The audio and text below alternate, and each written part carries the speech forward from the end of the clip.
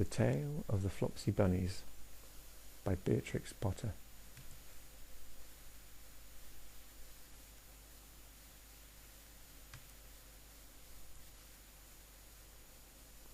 It is said that the effect of eating too much lettuce is soporific.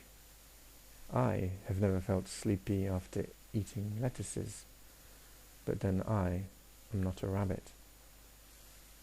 They certainly had a very soporific effect on the Flopsy Bunnies. When Benjamin Bunny grew up, he married his cousin Flopsy. They had a large family, and they were very improvident and cheerful. I do not remember the separate names of their children. They were generally called the Flopsy Bunnies. As there was not always quite enough to eat, Benjamin used to borrow cabbages from Flopsy's brother Peter Rabbit, who kept a nursery garden. Sometimes Peter Rabbit had no cabbages to spare.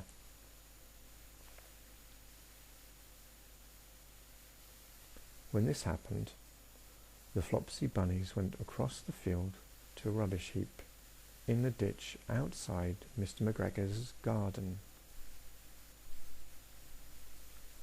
Mr. McGregor's rubbish heap was a mixture. There were jam pots and paper bags and mountains of chopped grass from the mowing machine,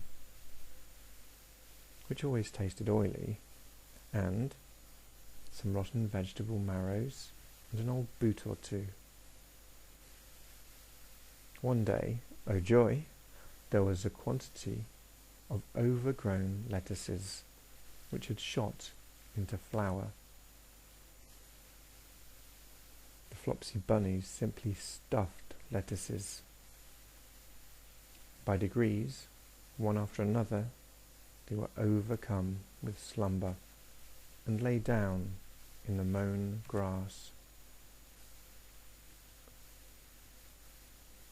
Benjamin was not so much overcome as his children.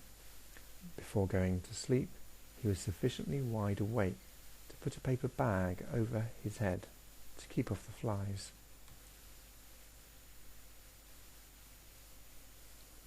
The little Flopsy Bunnies slept delightfully in the warm sun.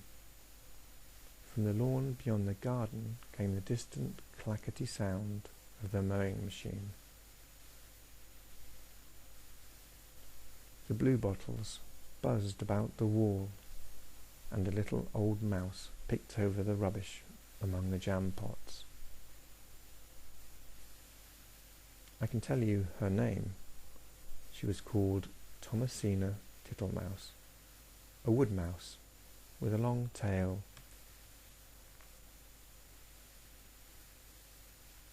She rustled across the paper bag and awakened Benjamin Bunny.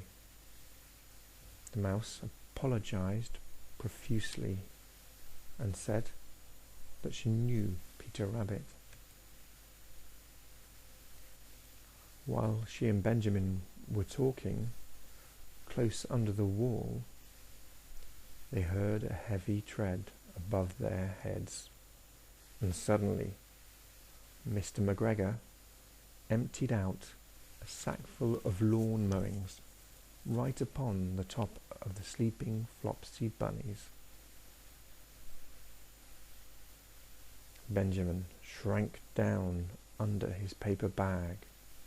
The mouse hid in a jam pot. The little rabbits smiled sweetly in their sleep under the shower of grass. They did not awake because the lettuces had been so soporific.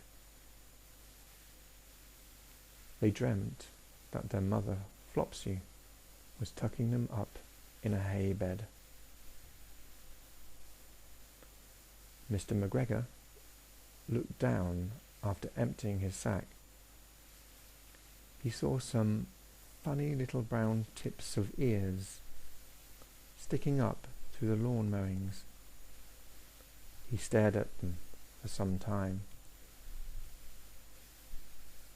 Presently, a fly settled on one of them, and it moved. Mr. McGregor climbed down onto the rubbish heap.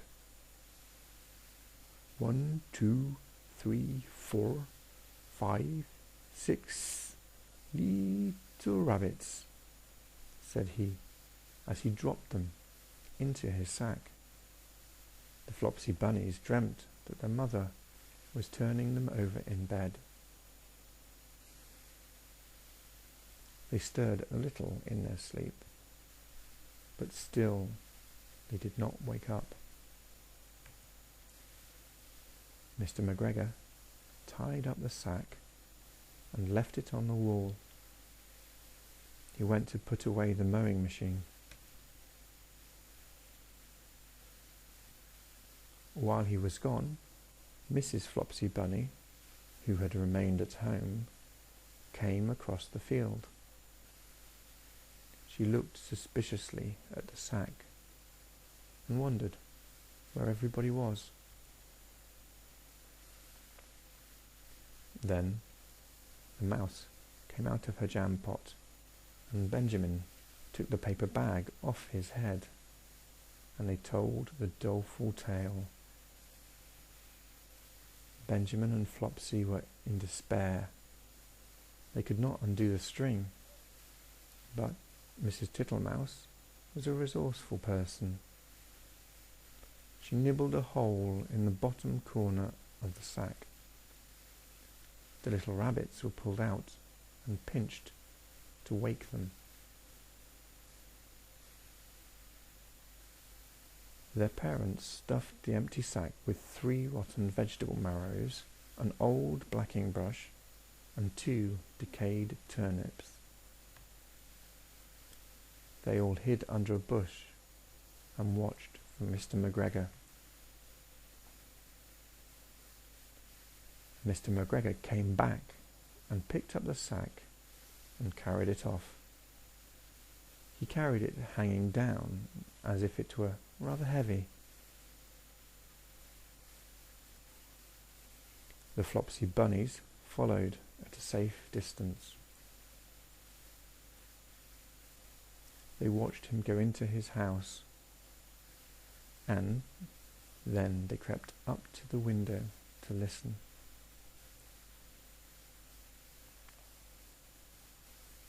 Mr. McGregor threw down the sack on the stone floor in a way that would have been extremely painful to the Flopsy Bunnies if they had happened to have been inside it. They could hear him drag his chair on the flags and chuckle. 1, 2, 3, 4, 5, 6 little rabbits, said Mr. McGregor. Eh? What's that? What have they been spoiling now? Inquired Mrs. McGregor. 1, 2, 3, 4, 5, 6 little fat rabbits, repeated Mr. McGregor, counting on his fingers. 1, 2, 3. Don't you be silly. What do you mean, you silly old man? In the sack. 1, 2, 3, 4, 5, 6, replied Mr. McGregor. The youngest Flopsy Bunny got upon the windowsill. Mrs. McGregor took hold of the sack and felt it. She said she could feel 6, but they must be old rabbits because they were so hard and all different shapes. Not fit to eat, but the skins will do fine to line my old cloak. Line your old cloak, shouted Mr. McGregor. I shall sell them and buy myself baccy. Rabbit tobacco, I shall skin them and cut off their heads.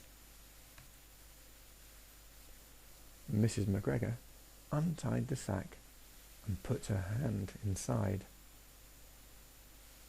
When she felt the vegetables, she became very, very angry. She said that Mr. McGregor had done it on purpose, and Mr. McGregor was very angry too. One of the rotten marrows came flying through the kitchen window and hit the youngest Flopsy Bunny. It was rather hurt. Then Benjamin and Flopsy thought that it was time to go home. So Mr. McGregor did not get his tobacco, and Mrs. McGregor did not get her rabbit skins. But next Christmas, Thomasina Tittlemouse got a present of enough rabbit wool to make herself a cloak, and a hood, and a handsome muff, and a pair of warm mittens. The end.